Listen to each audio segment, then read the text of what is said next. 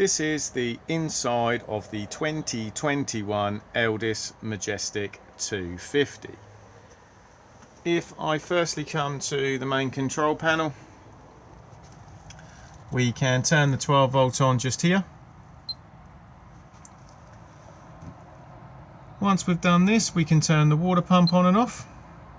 We need the pump on to be able to get water out of the taps, and flush the toilet and fill the boiler if it's been drained down. We then have the main isolator for all of the onboard lights. These can all be turned on and off on their own switches. And then lastly, we have awning light on and off just here. All other information is then given via scrolling. So we have how much water is in the fresh tank, how much water is in the waste tank. We have the user settings, so if we now press enter, we can then alter the contrast, have key beeps on or off, how quickly before this screen goes into standby when you're not touching any buttons, water level alarms on and off, wastewater alarms on and off. You can have an alarm to let you know if you lose main supply, and you can have alarms on or off for both the vehicle and the leisure batteries if they're low.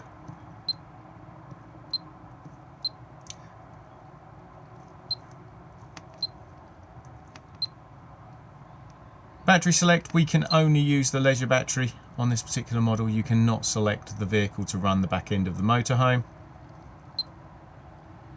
Condition of the leisure battery, and then back to the beginning again.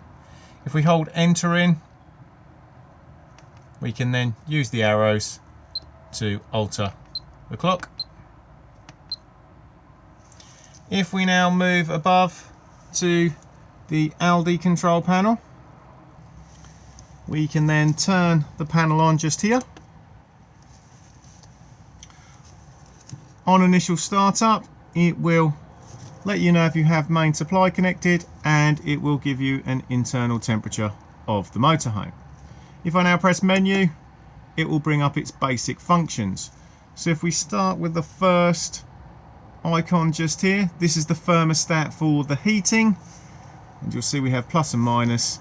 So we just literally pick whatever temperature we would like it to be inside the motorhome, and it will go right the way up to 30 degrees and drop all the way down to 5 degrees for frost protection. Next we have a shower head, and this is for your hot water. So currently hot water is off. If I now press the plus button, hot water on, and then if I press it again, hot water on boost. The boost facility was mainly designed for if there's going to be more than one of you having a shower in quick succession of each other, or if you just want hot water extremely quickly. If you do perform the boost and the heating's running, it will turn the heating off as it needs to use that extra power. So even though I've turned the heating on to 23.5 degrees and I've turned the hot water on, the system hasn't actually fired up yet because we haven't given it a power source. So we have power sources down here. So if we want to run on main supply, just press the plus button just here, and we can run on 1 kilowatts, 2 kilowatts, or 3 kilowatts. So just dependent on the ampage of the site you're on. So we can lower it if we're on a lower amp site to try and avoid tripping. If we have no main supply, we can highlight the little flame and run off the gas bottle. And if we have both power sources available, we can also run in dual fuel. Dual fuel is extremely handy, especially in the winter months if you want to get up to temperature nice and quickly. It will only use the gas as it is required. Next we have ACC, which is just for the workshop, so this cannot be got into. And then we have the settings menu just here.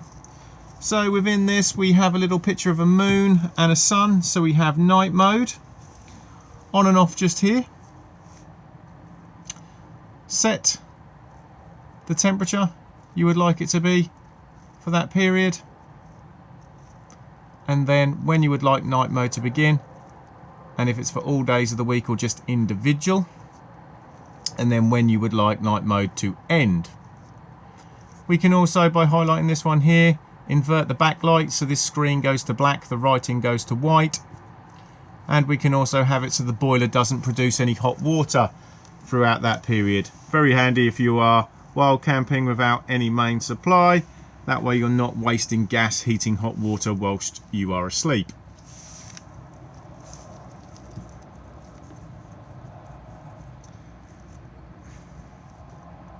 Next we have day mode. So exactly the same again, but literally just for the daytime. Prioritises what the system prioritises in using when in dual fuel mode. So at the moment it favours main supply over gas. If you were on a low amp site, you could flip it on its head so it consumes more gas, less electricity. Brightness of the screen just here.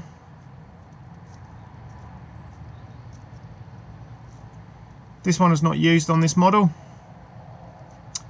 If you're going to be using timers, just set the correct time and day of the week just here. If I now arrow down, most of these are only accessible to the workshop. We then have antimicrobial just here. This one has to be used in conjunction with night mode, and then what would happen is in the middle of the night the boiler will come on, heat itself up rapidly to kill off any bacteria that may be in the system. Temperature offset just for the thermostat. If you don't think it's quite correct, you can just slightly alter it. High altitude mode, so if you are using the motorhome 1,000 meters or more above sea level, just pop this on to make it run efficiently. Key beeps on and off. Instead of having multiple timers, you can just have one delayed start and stop to the system. Pump settings, just leave it on thermal. You do not want it on continuous, or otherwise the fluid in the radiators will just constantly go round the system. Full factory reset, so if there is a problem with the control panel, you can reset it. External start, you do have to have additional boxes etc. added to be able to control the Elddis system via an app. Language, service, so again more for the workshop, but it will let you know what everything is up to.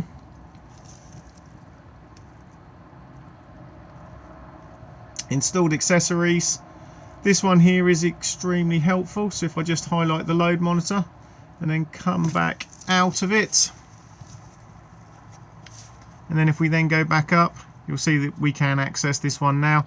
So if you arrive on a site and you know how many amps it is, you can pop it in on the screen just here. So let's say it's a 10 amp site.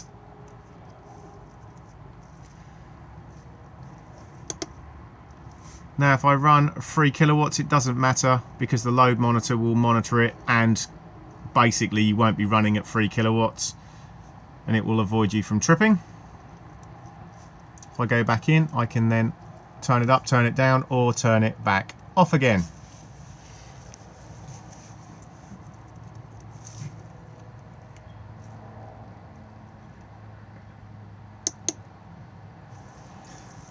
This little circle that just appears here is for the circulation pump, so whenever this is on, it's just letting you know that the fluid is going around the radiators.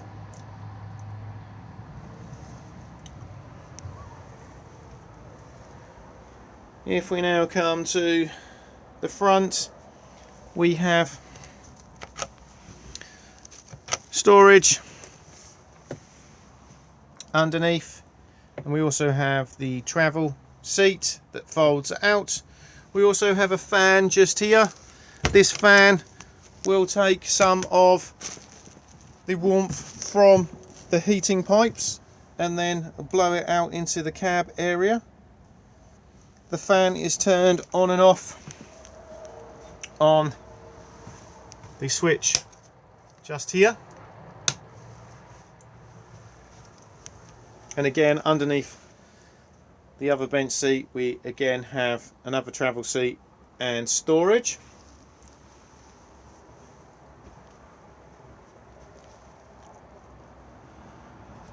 Microwave just here. As it says on the sticker, do make sure that contents are removed for travel. This will work when hooked up to main supply. We have quick start just here and stop. Time set as well on the dial. or depending on what you select on here, weight, defrost, etc. Power setting as well. The microwave is plugged in just up here.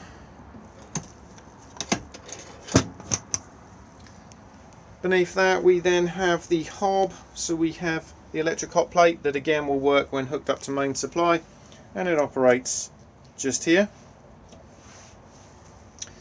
We then have the 3 gas burners, and that is just push in, twist and push the igniter.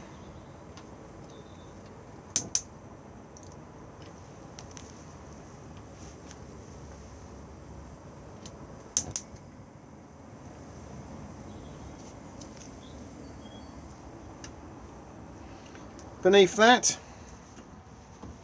we then have the grill. Again, just push in, twist and push the igniter.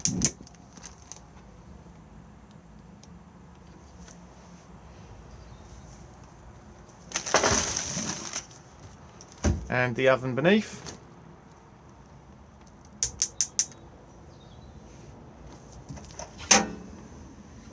The oven also has a light.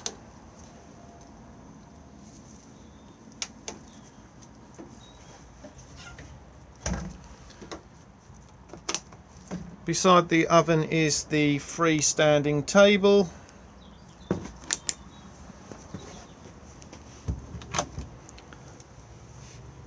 Storage underneath the cooker. There is also a plug plugged in, which is for the electric hot plate.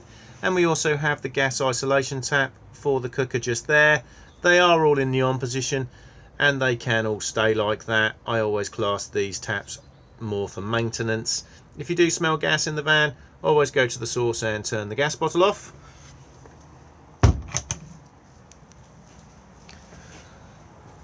Above my head is the Omnivent fan. To operate, first raise the roof vent by winding.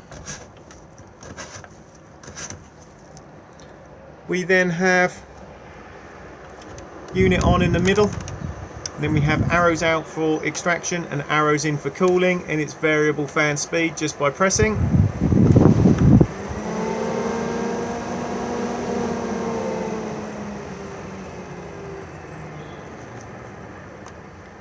Do make sure that all roof vents are down for travel.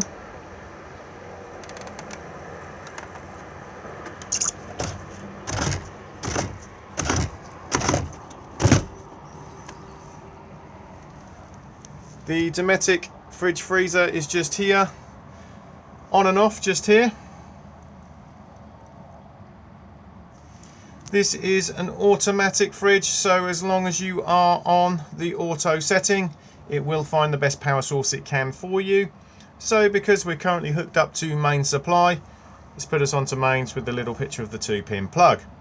If I now went outside and pulled the mains lead out, it would then automatically attempt to fire itself up onto gas. And as soon as we start the engine, it will then automatically put itself onto 12 volt maintain to keep itself cold whilst on the move. We can take it out of auto if we want to, and we just press the mode button just here. So I can manually put it onto 12 volt maintain. We're going to get a little error at the moment because the engine's currently not running. We can then manually put it onto gas, or we can manually put it onto mains. But auto is the easiest option to have it on. Temperature control just here. We then have the travel catches, top and bottom.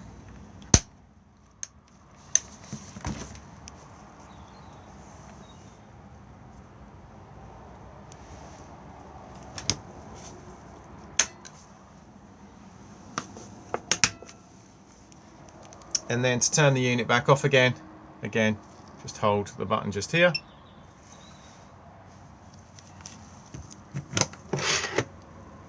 Above we will have the solar panel regulator. We do not need to do anything with this, it will just smart charge the leisure battery as it is required.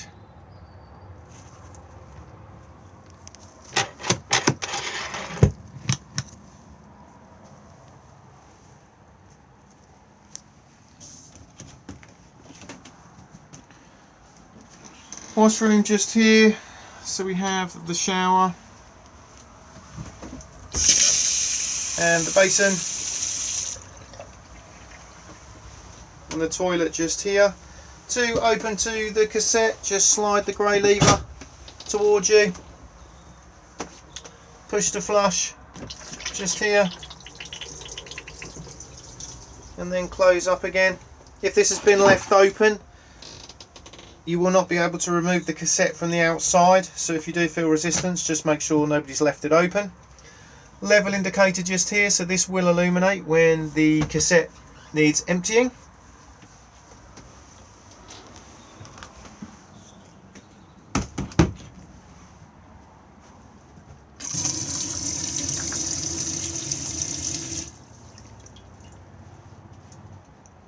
If we now go underneath the bed,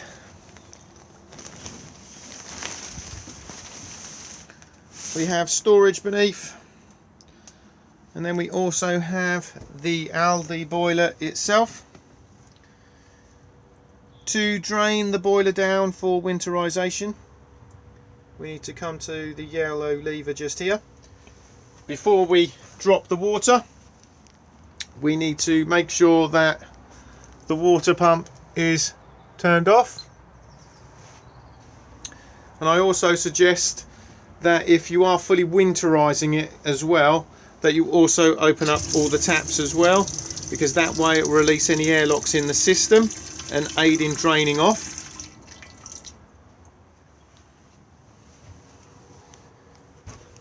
Once you flap the yellow lever up, it will then begin to drain the system down. To reprime the system, flap back over, make sure all of the taps are back down in the motorhome and that you filled up your fresh water tank, and then turn the water pump back on again. It will then begin to prime the system back up. Let the pump run for a few minutes and then begin opening up the taps. They'll cough, they'll splutter as they force the air out, and then once they're running freely on hot and cold, close the taps back up, and then the system will fully reprime itself. Also in here we have the water pump, and just this part here, which is called the surge dampener. Also in here we have the consumer unit. So this is the top part of it here, and right at the very back of it is the battery charger. So just try to avoid covering these parts here, or otherwise it will overheat. If we now just drop the front down, you'll see the front of the consumer unit just here. So along the top here we have the individual MCBs. We then have the main RCD and the test button just here. So if anything's not working on main supply, just come to check to see whether or not you've tripped. Beneath that we then have the 12 volt fuses, and again they're labelled up. So if anything's not working on 12 volt, just check to see if you've blown a fuse. And then lastly down here we have the isolator switch for the tank heaters. So at the moment the isolator switch is off, so the tank heaters will not come on at all. If I now flick this down, the tank heaters are now active. So if there's water in the tanks and the temperature outside drops below about 3 or 4 degrees, the heater will come on to avoid frost damage occurring to the tanks.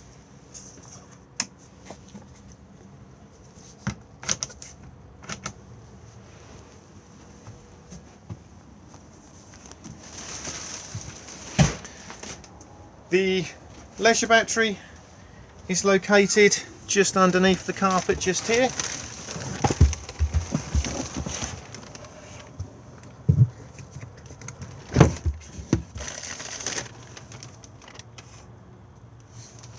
And in this particular model of motorhome,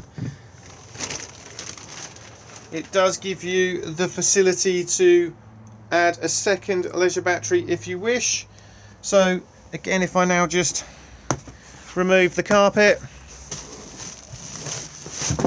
you'll find a hatch just here, and if I now just move it out of the way, again you'll see that we have a battery box just here. All the cabling is already in here as well, so it's just a matter of popping the leisure battery in and hooking it up.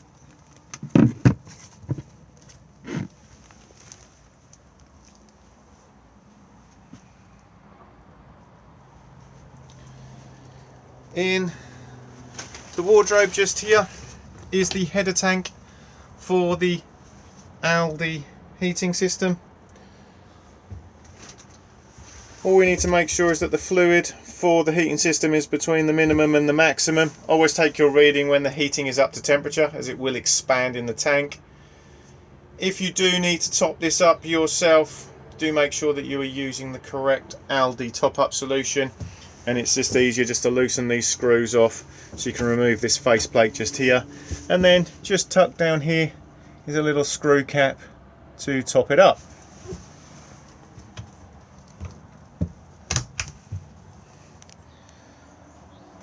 Above my head here is just the PIR sensor for the alarm. Just press the button from time to time just to check that it is operational. Reason being is that it does require batteries. And also do exactly the same again with the smoke alarm and the carbon monoxide alarm. Just press the buttons just to make sure that they are working.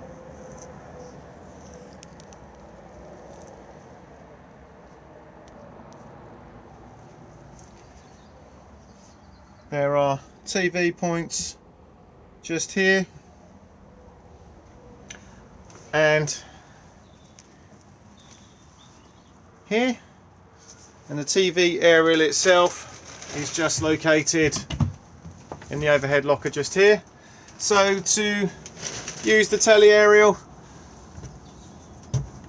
unscrew the collar and then raise the mast and then twist it into the position that you require and then lock it into place.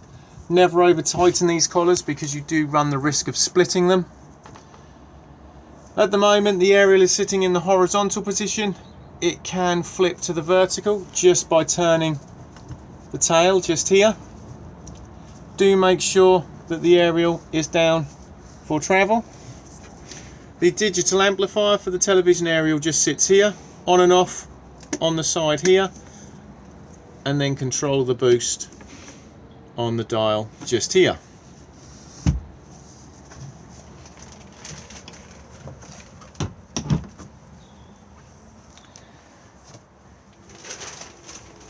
The front bed is nice and easy to make. If I just slightly lift up and then pull each part out, and then just arrange the cushions. As you can see, it then just slots together like so into a French bed. As you can see, we have a gap just here, and that is what the supplied infill will fill. So it just folds out and will then drop into the gap just here.